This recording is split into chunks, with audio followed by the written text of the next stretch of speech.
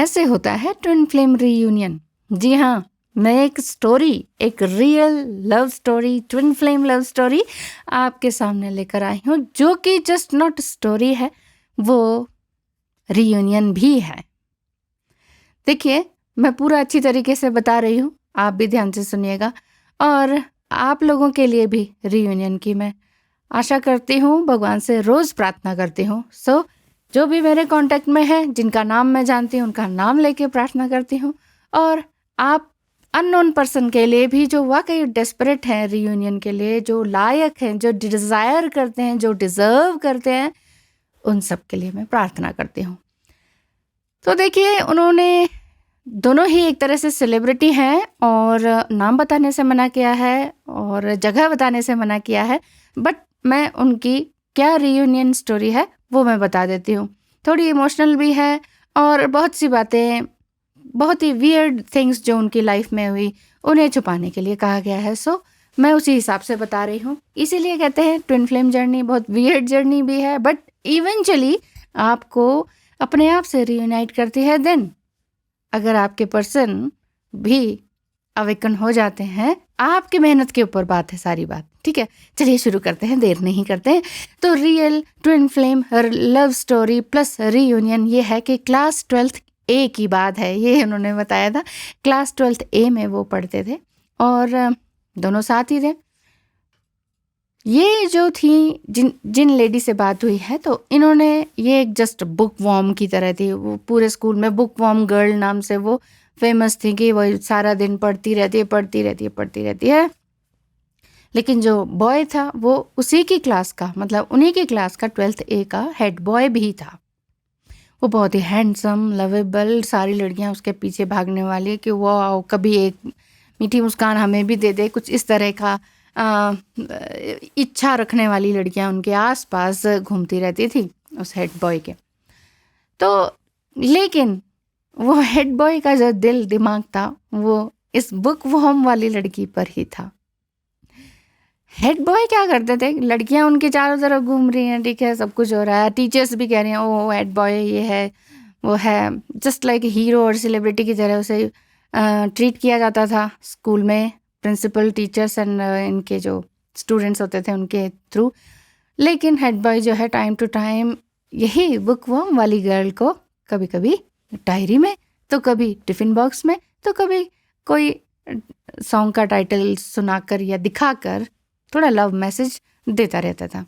But वो जो book worm थी, उन्हें इन बातों में बिल्कुल भी इंटरेस्ट नहीं था, या यूं कहें कि उन्हें डर लगता था। उसका रीज़न बचपन में फिजिकल एंड सेक्सुअल अब्यूज़ होने के कारण जो ये सब कुछ हुआ था, इस वजह से वो प्यार, इश्क, मोहब्बत, इन सब की बातों से दूरी रहती थी, डरती रहती थी। वो लगातार अवॉइड करती रहती थी हेड बॉय की ये चंचल प्यार भरी जो वो है इश्कबाजी, वो समझती थी इस चीज़ को। तो वो ये उन्होंने ये कहा कि ये इश्कबाजी मेरे बस की नहीं थी, तो मैं उसको अवॉइड करती रहती थी। लेकिन फिर यही हुआ, 12th पास हुआ, बट धीरे धीरे वो हेड बॉय जो है ना, उनके दिमाग में सेट ही हो गया। क्योंकि जो इंसान रोज़ रेगुलरली कोई ना कोई एक्ट कर रहा है, आपके दिमाग में छा रहा है, आपको डिस्टर्ब ही कर रहा है, तो वो दिमाग में रहने लग जाता है। बुक्स से दूर हो जाना उन्हें डरा रहा था कि यार मेरा तो पढ़ने में भी मन नहीं लग रहा, आगे मेरा क्या होगा, और पास से वैसे ही डरती थी। क्रिएटिव राइटिंग में वो बहुत अच्छी थी, तो कभी कभार हेड बॉय भी अनजाने में या किसी थर्ड पर्सन के माध्यम से उन्हें ये बोल देते थे कि तुम्हारी राइटिंग स्किल बहुत अच्छा है। राइटिंग स्किल यानी कि हैंड राइटिंग नहीं, हैंड राइटिंग तो थी ही सुंदर, साथ ही कि जैसे स्टोरीज लिखना, या कोई बहुत बड़ी स्टोरी का समअप करके कुछ ही सेकंड्स में, कुछ ही लाइनों में या एक पैराग्राफ में करने की उनके अंदर आर्ट थी। तो यही है क्रिएटिव राइटिंग। तो वो उन्हें कई बार हिंट भी देते थे कि यार तू एड मेकर बन जा। तो इस तरह से वो बोलते थे इनको, बुक वर्म को। तो वो जो है, लेकिन आज जो मैं ये बुक वर्म बोल रही हूँ, मैं उन्हें चिढ़ाने के लिए नहीं बोल रही, वो उन्हें इस शब्द से ही बहुत प्यार हो गया है, क्योंकि ये बुक वर्म जो शब्द है, ये हेड बॉय ने ही सबसे पहले उन्हें दिया था। तो इसी वजह से वो इस चीज़ से बड़ी खुश रहती हैं, इस टाइटल से, इस लेबल से। तो पहला प्यार उनका बुक्स एंड राइटिंग था। उससे ये कब वो पहला प्यार जो हेड बॉय में बदल गया, उन्हें ये पता ही नहीं चला। 12th एग्ज़ाम से पहले इनके साथ, मतलब जो डिवाइन फेमिनाइन एनर्जी है, इनके साथ एक हादसा सा हो गया, जैसे कि इनकी दादी जो थी वो अचानक ही बीमार हो गई, और बीमार होने के साथ साथ उनकी ख्वाहिश क्या, जैसे कि फिल्मों में होता है कि बच्ची की शादी देखकर जानी है। मरने से पहले उनकी शादी की ख्वाहिश, मतलब कि जो लड़की हैं उनकी शादी देखकर जानी है। तो इसी वजह से इनकी जल्द से जल्द छोटी ही उम्र में शादी कर दी गई, फटाफट बच्चे हो गए। हाँ, 12th हो गई थी, लेकिन शादी हो गई, बच्चे हो गए, घर का काम, और साथ ही बच्चों को पढ़ाने के बहाने क्रिएटिव राइटिंग का शौक इनका फिर भी हमेशा जमा रहा। बच्चों को पढ़ाती गई, और स्टोरी टेलिंग, बच्चों के कॉम्पिटिशन्स, स्कूल में स्टेज शो वगैरह, उसमें बच्चों को इनकरेज करती रहीं, और अपना राइटिंग स्किल को लगातार बच्चों के पोएम्स के थ्रू, किसी के थ्रू बच्चों को नया नया सिखाती गई। तो वहाँ के टीचर्स भी बोलते थे उनके बच्चों के कि ये न्यू पोएम हमने तो कभी सुनी नहीं, कहाँ से लेकर आती हो। तो इस तरह से वो बहुत, इस चीज़ से उनको एनकरेजमेंट मिलती थी। हस्बैंड अच्छे थे, ऐसी बात नहीं है, और उसी हेड बॉय को फिर वो याद भी करती थी इसी बात से कि भाई हाँ, क्रिएटिव राइटिंग का शौक था, क्योंकि एक बार उसने ही कहा था कि तुम ये एड मेकर बन सकती हो, जैसे एड्स बनाते हैं ना फिल्म इसमें, तो इसी तरह से, या स्टोरी टेलर बन सकती हो। तो ये दिमाग में उनके रहता था। 18 ईयर्स में शादी और 20 साल बाद हस्बैंड का कैंसर से दुनिया को छोड़ जाना उनको तोड़ गया था। यानी कि 18 साल में शादी हुई, 20 साल ये हो गए, और फिर 2 साल बाद फिर से राइटिंग एंड एडिटिंग स्किल को इन्होंने प्रॉपर तरीके से प्रोफेशनल वे में डेवलप किया, और सोशल मीडिया पर लगातार अपना ये वाला पैशन उड़ेलती रहीं, लगातार उड़ेलती रहीं। और एक अचानक एक दिन ऐसे ही सोशल मीडिया पर मैसेज पॉपअप हुआ कि आज स्टोरी पोस्ट क्यों नहीं की। उस दिन कुछ ऐसा ही हो गया था। वैसे तो रेगुलर कंटिन्यूसली वो अपना काम देती रहती थी, पोस्ट करती रहती थी नया नया, लेकिन एक दिन नहीं कर पाई, क्योंकि हो सकता है उन्होंने ही ये बताया कि मैं उसी की यादों में थी, इसलिए कुछ लिखना भूल सी गई, कुछ ऐसा हो गया। और वहीं से ही जब जिनकी याद में थी, यानी कि हेड बॉय की याद में थी, और हेड बॉय का ही मैसेज आ गया कि आज स्टोरी पोस्ट क्यों नहीं की, तो ये वही हेड बॉय था, ये बाद में पता चला। और अभी तक उसको वो भी नहीं भूला था, और ये भी नहीं भूली थी। आज की डेट में अगर कहें वो हेड बॉय क्या करते हैं, वो एक मॉडल हैं। और हाँ, एक बार उनकी शादी हुई थी, और जो कि अच्छी नहीं चली, और डिवोर्स दे दिया गया। अच्छी क्या नहीं चली, बाद में जब उनकी बाद में बातें होने लगी, तो बाद में पता चला कि वो उनके साथ एडजस्टमेंट हो ही नहीं पाया। तो धीरे धीरे पुरानी बातें याद आती गई। इन दोनों ने एक दूसरे के नंबर शेयर किए, एक दूसरे से यादें शेयर की, और ढेर सारे आंसू बहे, ढेर सारे इमोशंस एक्सचेंज हुए, लाइफ स्टोरीज एक्सचेंज हुई, और यादों के तूफान में एक बार फिर से दोनों एक दूसरे से एनकरेज हुए, और दोनों ने एक दूसरे की सोल को एनहांस किया। ये धीरे धीरे इन्हें पता चला, और कुछ लास्ट ईयर ही डिवाइन फेमिनाइन को ये मालूम चला कि अरे मैं तो ट्विन फ्लेम जर्नी में थी। अच्छा, उसमें ये सब होता है। वही बात है ना कि जब बहुत कुछ चेंज आ जाता है लाइफ में, मेजर लाइफ चेंजेस आते हैं, तब पता लगता है कि हाँ, कुछ तो चेंज हुआ ही था।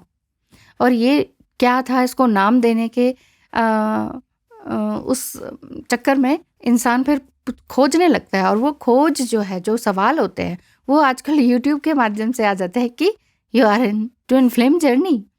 तो ये ट्विन फ्लेम जर्नी का तूफान था इनका, पूरे ज़िंदगी भर का सारा निचोड़ था।